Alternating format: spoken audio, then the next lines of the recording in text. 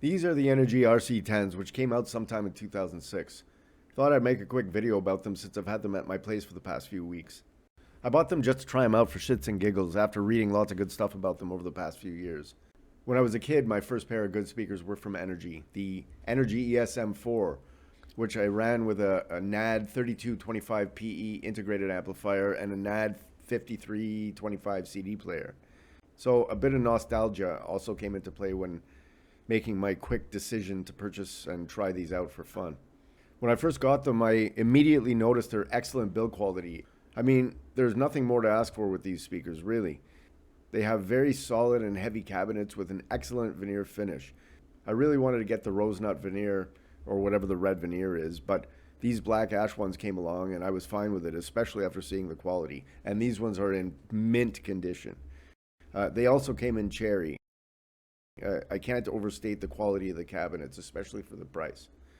The drivers also look of very high quality. The tweeter's design is a little funky looking for my taste, but it's still nice, and its sound is excellent.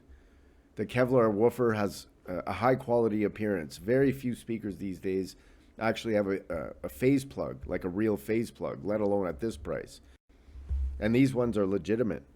Binding posts on the back are of very good quality and look very solid and beefy.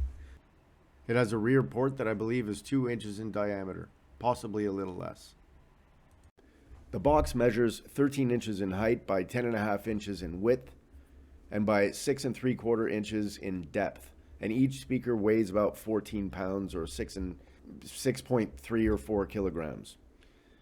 The woofer is a 5.5-inch Kevlar driver with ribbed elliptical surrounds, and the tweeter is a 1-inch aluminum dome. Their crossover point is 2.4 kilohertz, and their rated sensitivity is 88 decibels at 1 watt per meter, and they have an 8 ohm impedance. Their rated frequency range is listed as 50 hertz to 23 kilohertz, plus or minus 3 decibels. So everywhere I read, people were talking about the tweeters in these speakers, and they weren't wrong. The tweeters are excellent, very extended but not harsh or fizzy, always well controlled and sweet and smooth. The tweeters are honestly really excellent overall, especially for the price. I was really impressed. The woofers are very capable as well. They have high excursion ability and can play loudly without any breakup, even at levels that are too much for my ears to handle. They're warm and full sounding, making the speakers sound bigger than they actually are. In a small room, you wouldn't need to use a sub. Even in a medium room, you likely wouldn't need to use a sub. It's only in large rooms that their size limitations require subwoofer augmentation. But you wouldn't be buying these for a big room now, would you? Sorry.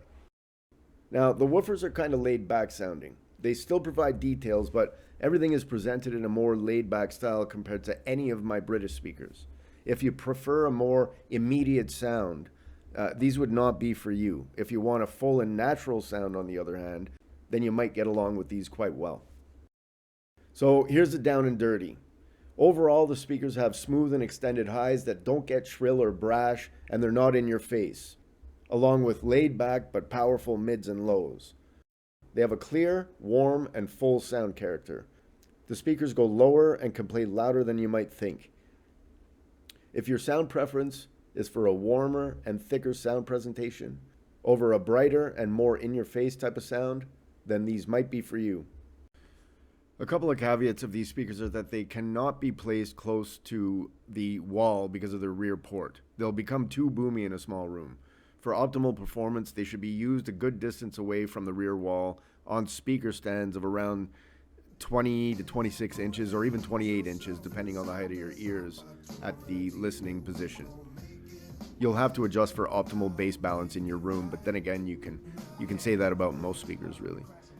Also, the speakers tend to round off the mid-range sound to a degree, so take note if you prefer a crisper sound. For the money on the used market, currently around $200 Canadian in January 2025, they're a really good deal for someone on a tight budget looking for high-quality speakers for a small room. Even in a medium-sized room, they can be used with or without a sub, but with a decent sub bringing them to full range, you're all set. So that's all there is for this one, guys. I didn't have these speakers for long, so this one was short and sweet. See you next time. Bye for now.